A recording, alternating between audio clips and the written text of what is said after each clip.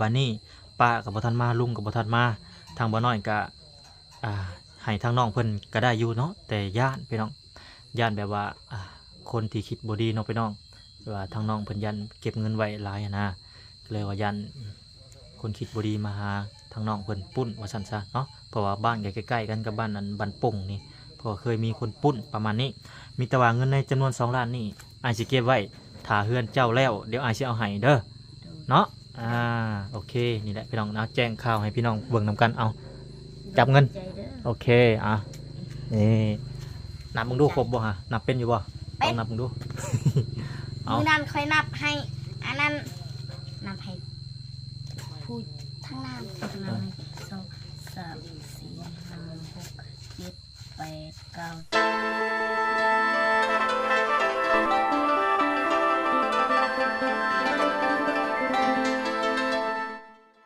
8 พี่น้องเปิดฟ้ามาบ่นี่ป้อหัวลมหัวหนาวออกแล้วหลังจากพายุเข้ามาฝนตก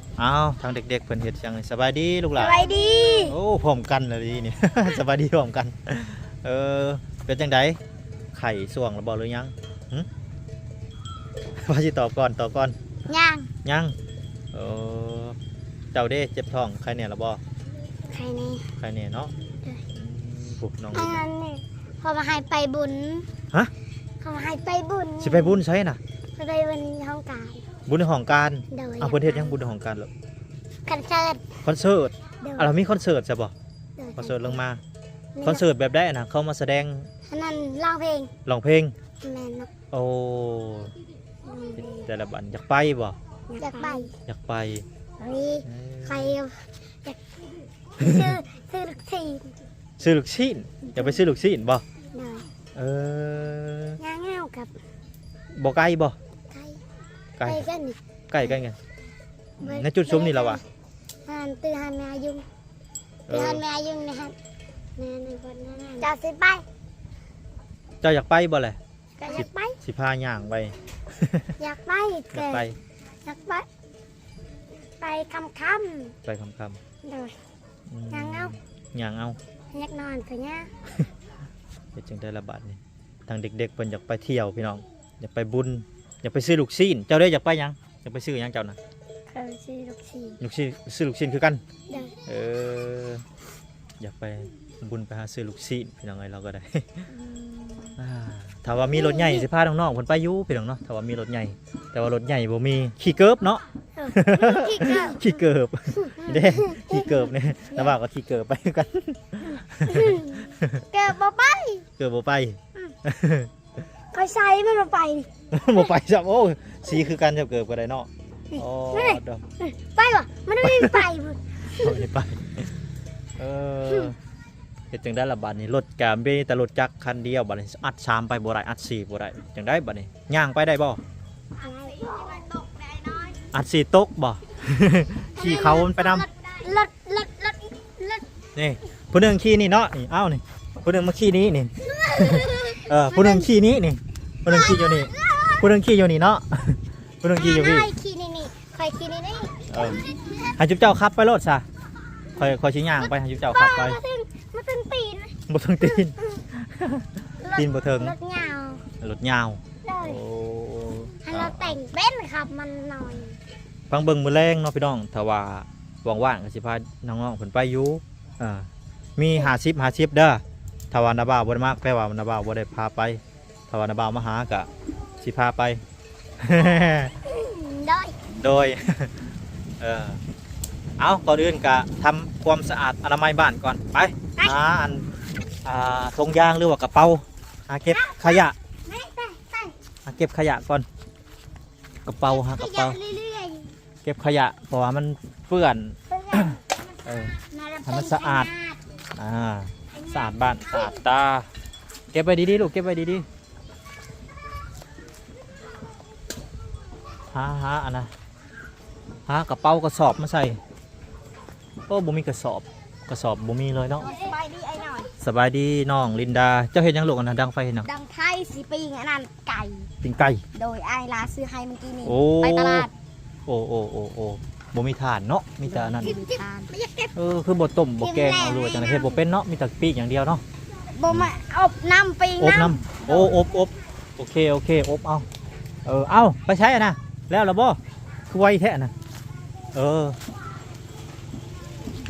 ไปใช้อันนั้นมาได้แม่ เอาเก็บขยะนี่แม่นเบิดเลยนี่เก็บดีๆลูกเก็บดีๆถ้าอยากไปบุญนะ อยากไปบุญ ถ้าอยากไปบุญเก็บดี พาไปแน่ ๆเก็บดีๆนี่ไปอยู่ดอกนายพาไปเด้อ นี่แม่นเบิดเลยกระป๋องกับแป้งนุ่มตรงนุ่มตรงโอ้ไก่ใหม่ซ้ำเนาะนี่จูดต้องจูดอยู่พี่ได้อบัด จูดใกล้ๆไหม จูดใกล้ๆไหมเอา ไก่บา ใหม่บ่ได้เฮ็ดเฮือนแล้วจ้อยเด้ ไม่ได้เฮือน มีตะพาอันนี้ลงตะพาโอ้เกือบตัวตั้มได้ ไก่ นี่ เสียนั่นแหละ ลง เกือบต่ ตั้มเรียบร้อยแล้วใหม่ ำโดย ตัวออกเบิดเลย ไอ้นาทำเดี๋ยวอาบน้ำไปเลยจังใจเขา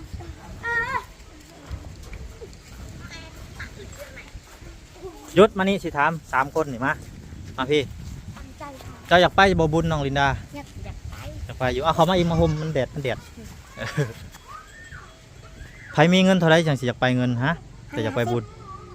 บอจะมีเท่าไรตอนนี้จะมีเงิน50บ่ตอนนี้ เจ้าได้มีเงินเท่าไรตอนนี้ 200,000เจ้าได้ 50ไผเอาให้เจ้า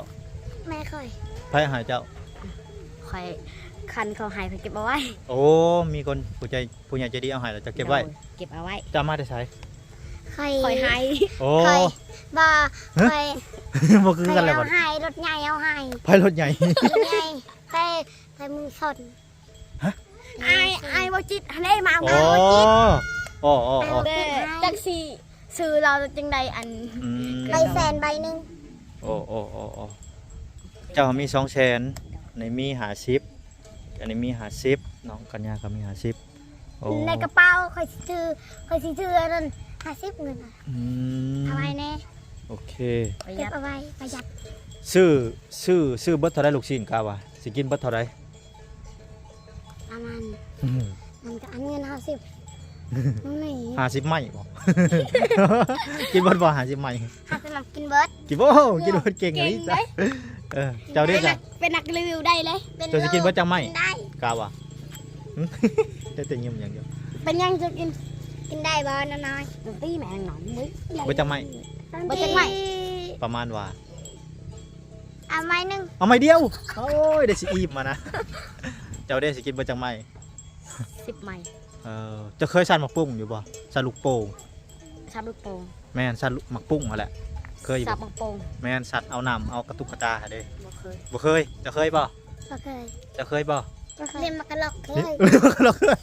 เจ้าลินอยู่ไสน่ะบ่ เล่นอยู่ไปบุญ ไปบุญ ถือ1,000 ถึง1,000ว้าวบ่ธรรมดาลินมากระลอกก็เป็นอันนี้แต่ว่าสั่นหมักปุ้ง 1,000 เออ แต่สั่นมากระลอกก็เป็น สั่นหมากระลอกก็เป็น โอ้ยแม่หมากระลอกตัวเจ้าได้ซะบ่เคยบ่สั่นหมากระลอก บ่เคย อืม บ่เคยสั่นหมากปุ้งมันจะสั่นแบบนี้เนาะโอ้ยแบบนี้ก็แม่ลงเองเด้อแบบนี้ก็ ลูกบ่ลงนำได้ เคยไปบุญจักเถื่ออะไรไปบุญนะ ไป2-3เทื่อบุญวัด บุญวัดใช้วัดบ้านใด วัดบ้านเฮาเองนี่แหละบ้านเฮาเองนี่แหละ บ้านอยู่บ้านพุ่นบ้านโป่งบ่เพิ่นใช้บ้านวัด นี่ นี่ แหละเขาตั้งอยู่วัด บ้านโป่งนี่บ่มีเนาะวัดมีแต่มาโฮมอยู่พี่เบิดโอ้ คันบุญเขาก็สิมาตั้งอยู่นี่แหละ โอ้หมายความว่าบริเวณนี่มีแต่วัดเดียวนี่ โดยมีแต่วัดเดียว ตัวแสดงว่ามีแต่วัดเดียวไปน้องบ้านนี่เนาะมาโฮมกันอยู่นี่เบิดเนาะ โดยแม่ ถ้าว่ามีบุญนี่ก็แม่นมาโฮมกันอยู่นี่เนาะ โดยแม่ สุเจ้ามา2-3เทื่อแล้วบุญนี่เนาะบุญหยังอ่ะนะ บุญกองเข้า บุญกองเข้า โดยบางทีก็บุญประดับดิน อ่ะ มาคู่บุญเลย โอ้ เพราะว่าบุญกับสิเฮ็ดอันนั้นเฮ็ดกระตอกอีกก็ต้องมา ฮะ เฮ็ดกระโตกยัง ให้กระตอกให้แม่พ่อ โอ้เฮ็ดบุญให้พ่อแม่ โดยแม่อ้ายก็ยังไม่ได้เฮ็ดบุญ โอ้เฮ็ดให้อ้ายพร้อมเฮ็ดให้พ่อแม่พร้อมเนาะ โดย แต่ว่าอันนี้เป็นบุญหยังอันนี้สิไป สิมานี่ แม่นบุญหยัง จั อั ก นนี้ บุญนี่ยังบุญออกพรรษาบุญเข้าพรรษา เพิ่นมีคอนเสิร์ตซะบ่เจ้าว่ากิน มีคอนเสิร์ตอันนี้ เลย บุญยังบ่ทันฮอด มื้อได้ฮอด 2 จนถึงยังวันเสาร์วันศุกร์นี่แหละสิฮอด แม่นบ่ แม่ บ่แม่นมื้อนี้บ่ บ่นี่วันพุธ บุญยังบ่ฮอดบ่นี่ โดย อันนี้คอนเสิร์ต เออ คอนเสิร์ตในห้องการ คอนเสิร์ตในห้องการ แม่ ไผบอกเจ้า ค่อยขาน้อยเห็น เป็นอยู่ไส เห็นขาน้อยเห็นอยู่อันนั้นอยู่นี่เด้ไปตลาดมัน โอ้จะไปกับบ่หล่าบ่ โดยแม่น โอ้ก็เลยเห็นเนาะ โดยเห็น เออ เห็นเขาปลาเอาไว้ปลาเอาไว้ เห็นปลาเอาไว้ ในต้นไม้ เออเห็นคอนเสิร์ตในหันเนาะ โดย โอเคโอเค อ่ะบาดนี่ฟ้าโทแต่งโตพากันแต่งโตงามแท้สิไปทางใดอันนี้ ไปบุญเสิร์ต ไปบุญไปกับไผเนี่ย ไป3 คนลู ไป ก สาม ป้าแล้วก็น้องค่อยแล้วก็ค่อยไปแล้วก็ปุ้ย โอ้น้องปุ้ยกับไปนำโอเค มีผู้ใหญ่ไปนำไปหลายๆคนเด้อ โดยไป ไปเลย 4 คน ไป4 คน5 คนโอเคดีไปน้อยคนบ่ไป2 คนนี่เจ้าบ่ไปเด้อ โดย เออกินข้าวแล้ว โดยกินแล้ว ว้ากินยาแล้วบ่ บ่ทันกินยา บ่ทันกินยา ไปเปียผมให้เออต้องเปียผมแบบซี่เห็นบ่งามเลยเห็นแล้วบ่ครับกลับไปปลาให้ครึ่งยึง มันบ่งามใส่เสื้อแขนยาวใส่เสื้ออันโอ้พี่น้องเอ้ยเนาะแต่งโตวแต่ละคนกินข้าวกินยาเรียบร้อยเนาะ โดยยังบ่ทันกินยาเนาะ ยังบ่ทันกินยาบ่โอ้มื้อนี้มีไข่ปลากระป๋องปลาแดกแป้งนัวหมักพริกไผซื้อมา ไหนล่ะ โอเคทางอันบอลละพี่น้องเนาะมีเงินกันเท่าไรก็ สิไปก็บางทีก็เอาไปไว้เอาไป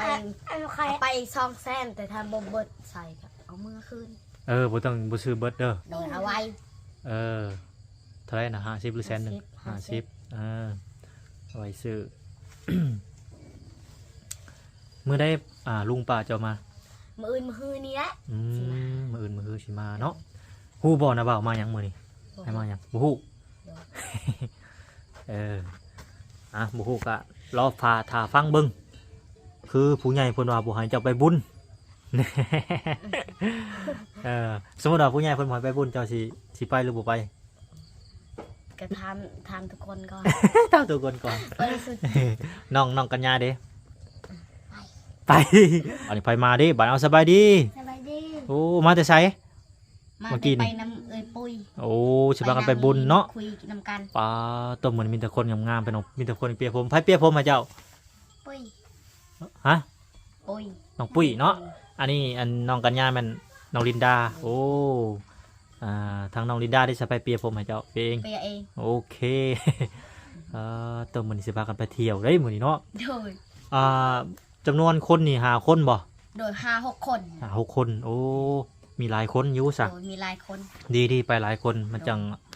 บ่ย่านพี่น้องเนาะขากลับมากับหมออยู่เด้อเด้อ โดย ไปพากันเที่ยวเห็นนั่นเห็นนี่ซื้อกินนั่นกินนี่ก็พากันมา โดย ประมาณนี้แหละพี่น้องเนาะ มื้อนี้ก็สิพากันไปพี่น้องไปบุญเนาะบ่ฮู้ว่ามีมาสไลเดอร์บ่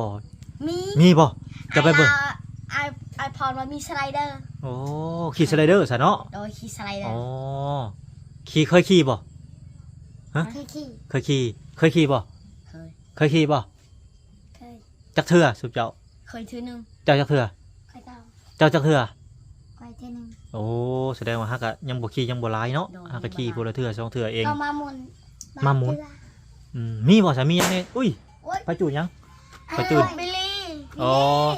ไผบิลลี่คือไผ คือไอ้พึ่งนี่ อ๋อเพิ่นก็มาบุญนำบ่ แมน โอ้เพิ่นสิไปบุญไปหลายๆคนเด้อ โดยกับ โอ เพิ่น เค สิไปน้ำเพิ่นนั่นแหละแต่เพิ่น อ๋อ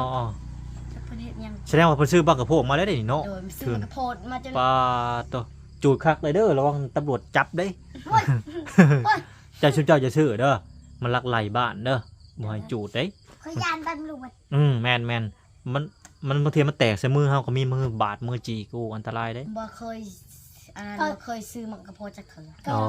บ่เคย บ่เคยจู บ่ ด เคยจักเทื่อบ่ โดยแม่น เคยก็ดีละมีแต่ไปเที่ยวเบิ่งบุญก็มีมามูนกับขี่มีชิงช้าบ่หรือมีหยังก็แล้วแต่ โดย ขี่รถ ขี่กับเบิ่งกันอันตราย มีบ่มักเด้งดึงเหยียบติ้วแล้วมันดอนกันสู้ๆตึ้ง บ่มี บ่มีบ่ โดย เอาพากันเหยียบได้มันเป็นตะนางพากันเหยียบลิ้นต้อง มี มีแหละเนาะ โดย บ่แม่นมันเป็นเด้งดึงเป็นวงมุนได้แล้วมีตะนางอ้อมถ้าเฮาก็ขึ้นไปโยมมันก็เด้งดึง โดยไม่ เต้น มีเหรอวะ มันดองๆตัวนะ โดย เอ เป็น อ มามูนกัน มามูน มามูนเป็นบ่ มามูน มามูนเป็นบ่ เออ บ่แม่นมามูนหมักเด้งดึง มักเล่นดึงกับมามูนนั่นแหละพวกเขาเอิ้น บ่อันนั้นบ่บ่คือกันจ้ะเนาะโอ้ยจ้ะ ไอ้น้อยเนาะ ไอ้หน่อยนี่เนาะเพิ่นคนละแบบเนาะบ่คือกันบัดนี้ ดัวแดง เคยบ่สัตว์หมักปุ้ง เคย สั สั ต น ว์ ห ห ม ม ก กปุ้ ปุ้ ง งแบบนี้ไง สัตว์ปัง บ่เคย บ่เคยบ่ อยากได้ตุ๊กตา อยากได้ตุ๊กตาบ่ สิไปเอาให้ตุ๊กตาจังนั้น น้องจะเคยบ่สัตว์หมักปุ้ง เคย จะเคยนะโอ้แสดงว่าเพิ่นเคยนะจะสัตว์ได้ยัง ได้ตุ๊กตา ได้ตุ๊กตาโอ้เก่ง ดิใช่ตุ๊กตาเจ้า เจ้ามีหลักฐานแล้ว ไม่หลัก สง ฐา สั น ยจะต้องไปปลาใหม่แล้วจังหน่อย อืม เก่าบนเบสซี่กู บ่เคยปลาจักสีใดจัก ก็ บบ อล นเบ จัง ส หน่อย ซี่ สิไป มาน อืม ำน้อย บางคนก็เอาเป๊ปซี่บางคนเอาน้ำส้มเด้บางค อน ยาก ก็ เอาตุ๊กตา อยากเอาตุ๊กตาก็ได้แล้วแต่กูอยากได้ กู โอ้ ตาสวัย แสดงว่าเบิดอันนี้เจ้าผู้เดียวบ่เคยฮะเจ้าเคยสั่นหม เมื่ ก อย ปุ้ง บ่ เจ้าเคยสั่นหมกปุ้งแล้วป่ะอืมแต่ตุ๊กตาเราอะเนาะ โดนแม่น โอเค เวลาเมื่อจีเมื่อสิตัวไกลๆมากระลัก อืมยิงปืนเด้ยิงปืนเอาอันตุ๊กตาคือกัน บ่เคย บ่เคยบ่เจ้าเคยบ่ ก็ บ่ บ่ เค เค ย ย บ่เคยน้องกัญญาดิ เคย เคยยิงปืน บ่แม่นความจริงแล้วฉะนั้น ฮะ เคยก็บ่เชื่อแล้ว บ่ได้ตัวดิ ไปไทย เจ้ายิงอยู่ไทย จ้ะ จะไปกับพ่อเจ้า จ้ะ แม่เจ้า โอ้ เอาแม่นบ่น้องลีดา พ่อเคย เคยบ่ฮู้ว่าเขาบ่ได้ไป พ่อเคยพายิง โอ้ ทัง ตอนนั้นก็บ่แม่นอันยังเขาเราไปไทยนะพ่อแม่เคยก็ยืนน้ำยา เอ นี่ ยิงน้ำยาก็ยิง ก็บ่ฮู้แหละ พ่อเจ้ายิงบ่หรือเจ้ายิง ได้ตุ๊กตา2 อัน เจ้ายิงหรือพ่อเจ้ายิง เคย โอ้ เจ้ายิงเอง เจ้าได้ตุ๊กตาพุ่นน่ะแล้วคือเก่งแท้ โอ้ยบ่แม่นอยากได้คือชนะเล็กน้อยบ่ บ่ บ่ได้ตัวข่อยติบ่ได้ตัวแล้วบ่คำว่ามีอยู่ในหัน เคย นี่ ทีมอยู่ไทยลืม โอ้ อันนี้ ลืมเอามา แค่คอยยังบ่เคยพวกเจ้านี่สิได้ตุ๊กตา แสดงว่ามีมือปืนไปนำแล้วนี่ โอ้บ่ธรรมดาได้นี่เนาะ เก่งอีหลีเก่งสุดยอดไปจังไหน เออ คันมีปืนเฮาไปทดลองฝีมือพวกเจ้ากันเถอะ เจ้าไปแหละเดี๋ยวนาบ่าวสิลงไปเลาะเบิ่ง ฮะ คันชุมเจ้าไปแล้วนาบ่าวสิลงไปเลาะเบิ่งเห็นชุมเจ้าใครเห็นชุมเจ้าก็สิเข้าไปหาชุมเจ้าเด้อพังเบิ่งก็สิเจอกันไหนคำคนร้ายนี่อาจสิ ค บ่ น เจอ ลายแน่นอนเพ คนลาย ราะ บ่ ว่าปีหนึงมาทีหนึงนี่ เออ เรียกว่าทั่วบ้านทั่วเมืองนี่แหละไป โอ้ ทุกบ้านเด็กได้บ้านโป่งก็ไปเลย โอ้เฮ็ดจังได๋บัดนี้จะสิเห็นกันเฮา บ่ฮู้และมันคนลายไอ้น้อย โทรศัพท์จะมีแบตบ่ สาวแบด บ่ได้ฉากแบตซ้ำโกยบัดนี้ติดต่อกันบ่ได้บัดนี้เฮ็ดจังได๋บัดนี้เอิ้นหา บาง เอา ที บ่ ก็เห็นอยู่ เห็นกันเดี๋ ไอ้ ยวเนาะ น้อยเห็นอยู่สิไปใส่บ่เห็น เนาะ คนไปนู่นไปนี่บ่แม่นสิอยู่บ้านเก่า โอเค ไอ้น่ะ ฮะ เคยฮู้เสน่ห์เราจักร้ อ๋ อ อ เสียงโอ้คัก ฮู้ ๆ เสน่ห์เราไอ้น่ะ ๆเสียงรถเสียงตู้มันสิได้ยินเสียงรถได้เปล่า เสียงตู้บักดังเลย โอ้โหคือแบบ ฮะได้อีกแล้วมันก็พูด โอ้ย มีลี่ อาย ใจ ของ ชั่วเทาะเลยไม่เลยเอ้ย อายของอันน้องนางน้อยเพิ่นเนาะจุดบังกะโพก สมน้ำหน้ากลายยืงก็ ผู้ชายก็เป็นชายแล้วเป็นน้องมักเสียงดัง เสี ผู้ ยง ชาย ดัง ท่อรถก็มักดัง ผู้ชายนะมันยิ่งบ่มักเนาะอืม ก็อันปรี เอากับพ่อเห็นกันก็สิอันนั้นแหละสิอันนั้นสิเขาไปหาสุบเจ้าสุบเจ้าสิไปจังโมง 2 โมง 2 โมงห่วยมันก็ใกล้คันบ่ได้2 โมงจังโมงสิจะไปนี่ ไปเด็กคืน เด็กคืน เด็กเที่ยงคืนแล้ว เด็กเที่ยงคืนจะสิไป เด็ก โทษ เที่ยงคืนเด็กเที่ยงคืนแล้วก็เมื่อ ประมาณ แล้วก็น ต อ อน นตอนเมื่อนี่ประมาณ2 เจ้าคนเบะ ตอนนี้6 โมงแล้วตอนนี้6 โมงสุบเจ้าไปอาจสิมาประมาณ8ประมาณ3 โมงมาเนาะ3 โมงกับ8 โมงหั่นแหละ 20 โมงหันเมื่อก็ 12 โมง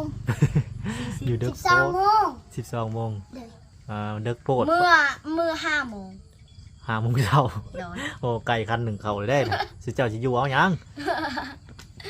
ตอน ไอ้ 6 สิ โม ไป ง ทนใดนะไอ้น้อยสินอน 7 8ประมาณ8 9 โมงก็พากันมาได้แล้ว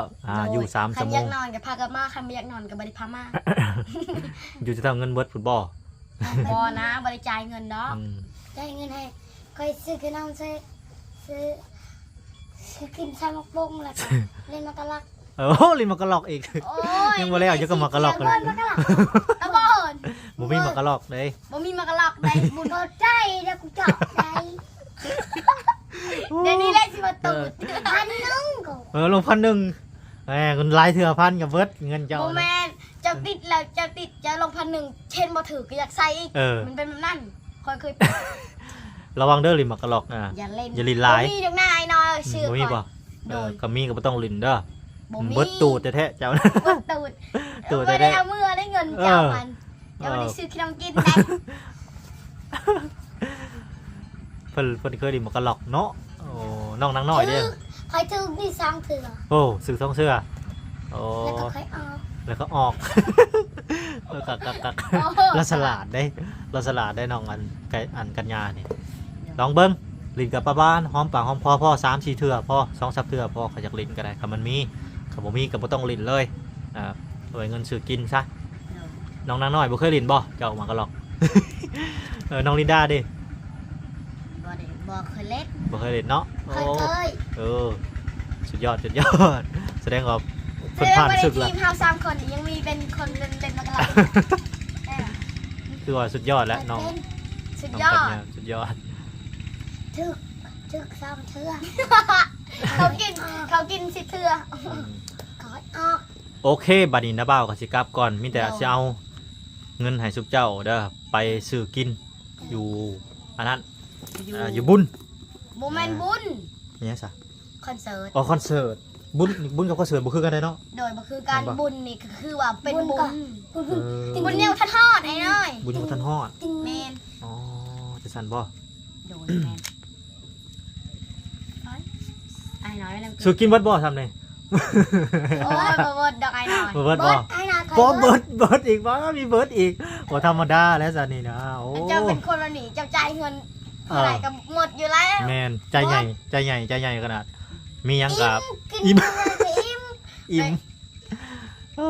ข ก นา ระ ด เตกกระไฟเนี่ย ซ้ำนี่ได้ กิไหม เจ้านี่ได้เบิดบ่ เบิด โอ้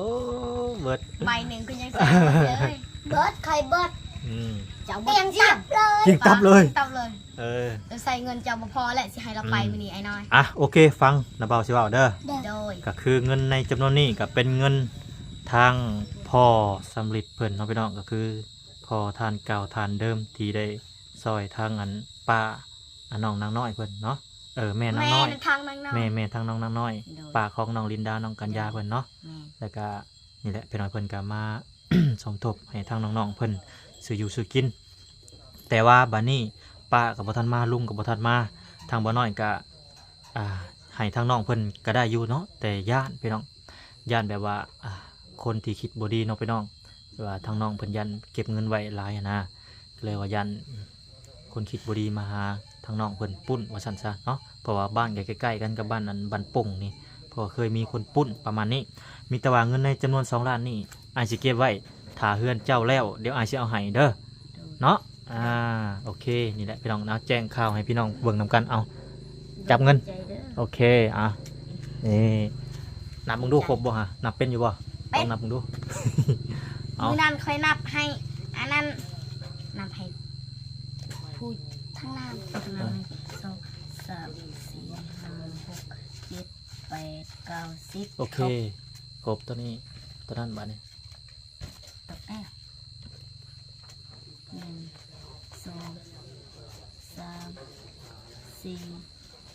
5 6 7 8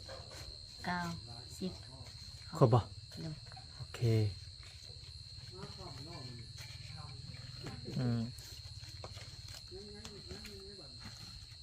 มีแต่ไอายสิเอาไว้เด้อบัดเฮือนนั้นเจ้าแล้วแต่น้าบ่าวก็สิเอาให้มีแต่เจ้าฝากขอบุญกับคุณทางพ่อสำลิดเพิ่นเนี่ยเด้ออยู่ทาง USA ทางประเทศ ำยอ ขอบใจ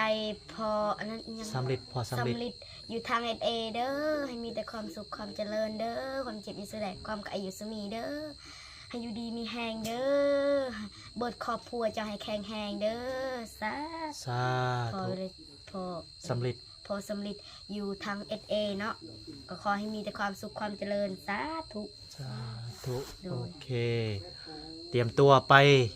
บุญกันบัดนี้เนาะบ่แม่นบุญคอนเสิร์ต ลืมอีกแล้ว ลืมตลอด ขอให้เที่ยวสนุกเดี๋ยวทางน้าบ่าวก็สิไปเลาะเบิ่งคือกันไปเลาะเบิ่งสุบเจ้าข่าวว่าเห็นก็สิ เขาไปหาทักทายหรือว่าพากันกินลูกชิ้นเนาะไปหากินนั่นกินนี่กันเฮาไปเที่ยวบุญมื้อนี้พี่น้องเนาะบ่แม่นบุญคอนเสิร์ตลืมกายไปบุญเนาะพี่น้องก็สิมอบเงินให้ทางน้องๆเพิ่นพอได้ซื้ออยู่ซื้อกินเนาะน้องนางน้อยเอ้า ขอบใจไหม เข้าใจเลย โอเคน้องลินดา ขอบใจเด้อ โอเคไปซื้อลูกชิ้นน้องกัญญา เห็นเลย โอเคไปกันได้บ้านพี่น้องเลยโอเคสบายดีพี่น้องไว้ ไปดี โอเคไปก่อนพี่น้องไปกันเลยบ้านนี้